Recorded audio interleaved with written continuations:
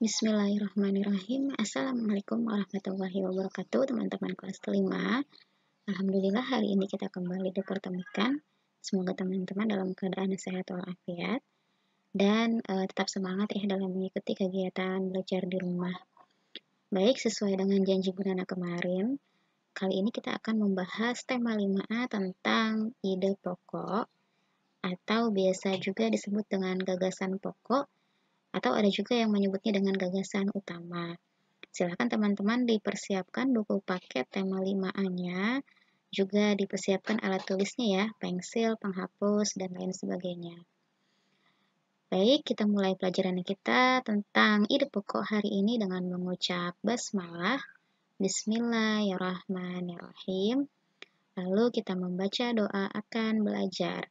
Rabbi zidni ilma warzuqni fahma, amin.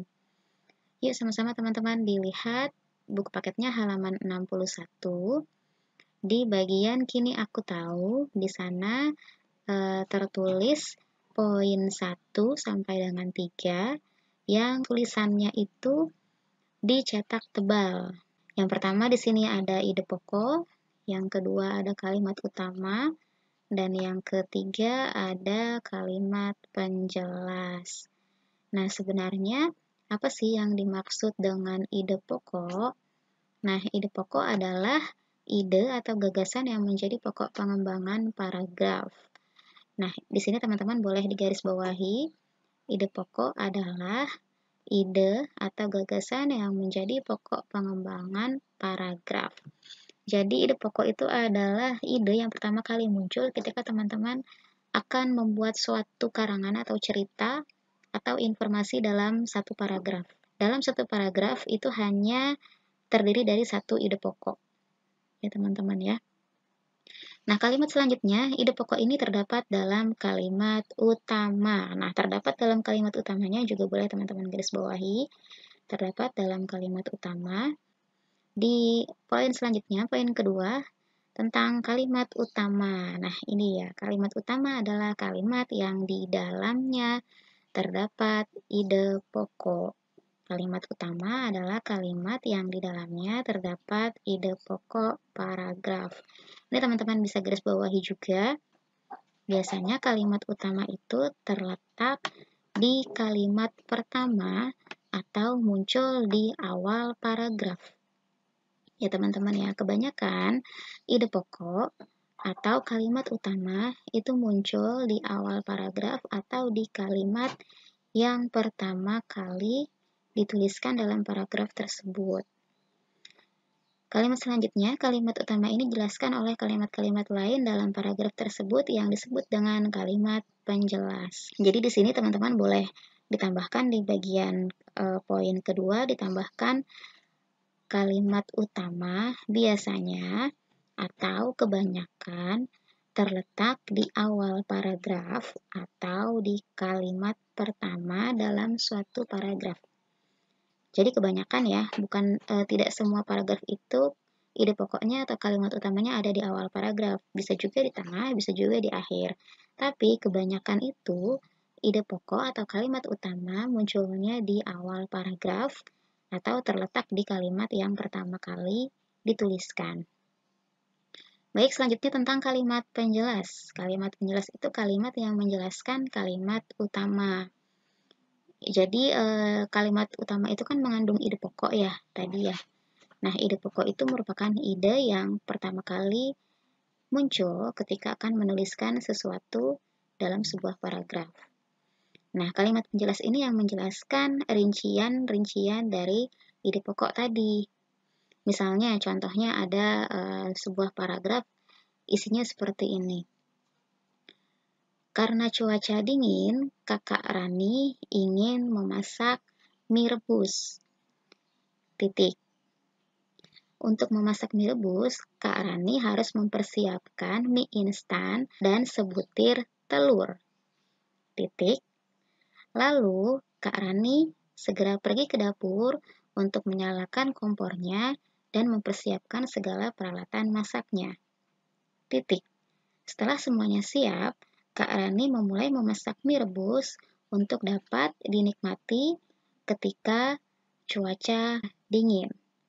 Titik. Nah, di sana kira-kira ide pokoknya yang mana? Ide pokoknya ada di awal kalimat. Kalimat utama tadi kalimat pertama tadi apa? Kalimat pertama tadi adalah ketika cuaca dingin, Kak Rani ingin membuat mie rebus. Gitu ya teman-teman ya. Nah, di sana ide pokoknya apa? Kak Rani ingin membuat mie rebus gitu ya. Jadi untuk menuliskan suatu cerita atau informasi dalam satu paragraf, yang menjadi ide pertama kali adalah Kak Rani ingin memasak mie rebus atau ingin membuat mie rebus. Itu adalah ide pokoknya. Kalimat utamanya yang mana? Kalimat utamanya adalah ketika cuaca dingin, Kak Rani ingin memasak atau membuat mie rebus. Kalimat penjelasnya yang mana? Kalimat penjelasnya itu yang tadi, yang menjelaskan rincian-rincian tentang Kak Rani membuat mie rebusnya. Kak Rani harus mempersiapkan mie instannya terlebih dahulu, lalu mempersiapkan sebutir telur, lalu Kak Rani harus pergi ke dapur dan menyalakan kompornya, mempersiapkan segala perlengkapannya, peralatan dapur gitu ya. Nah, itu adalah kalimat-kalimat penjelas yang menjelaskan secara rinci dari kalimat utama atau ide pokok tadi. Ide pokok, Kak Rani ingin memasak mie rebus. Untuk lebih memahami, teman-teman bisa melihat buku paketnya halaman 79. Ya, di halaman 79. Di sana di bagian bijak menyimak, di sana ada teks atau bacaan tentang populasi di Indonesia. Nah, teman-teman perhatikan di sini di paragraf pertama. Di paragraf pertama,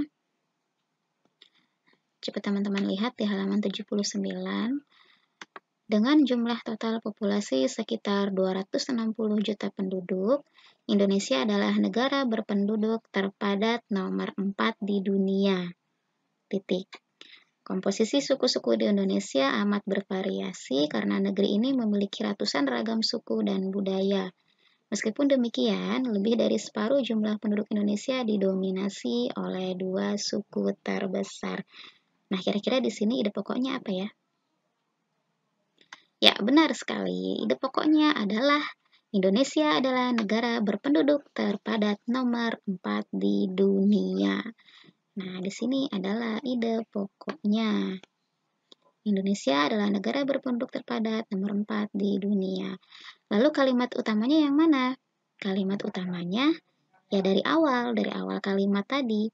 Dengan jumlah total populasi sekitar 260 juta penduduk, Indonesia adalah negara berpenduduk terpadat nomor 4 di dunia. Lalu kalimat penjelasnya yang mana?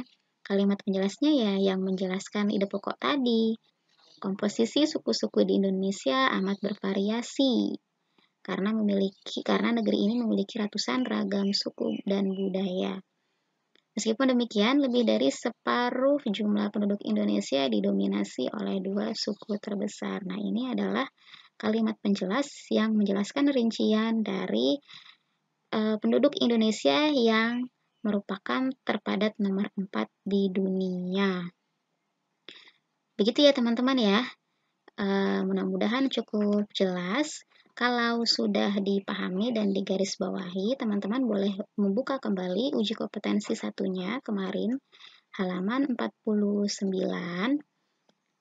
Nah, kemarin kita belum mengerjakan PPKN dan Bahasa Indonesia ya. Silahkan teman-teman kerjakan uji kompetensi 1 PPKN nomor 1 sampai 5 dan Bahasa Indonesia nomor 6 sampai 10. Sampai 11 ya. Bahasa Indonesia sampai 11. Silahkan teman-teman kerjakan.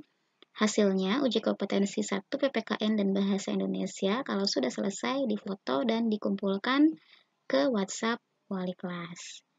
Terima kasih banyak. Sekali lagi tetap semangat dan jaga kesehatan. Kurang lebihnya mohon maaf. Wassalamualaikum warahmatullahi wabarakatuh.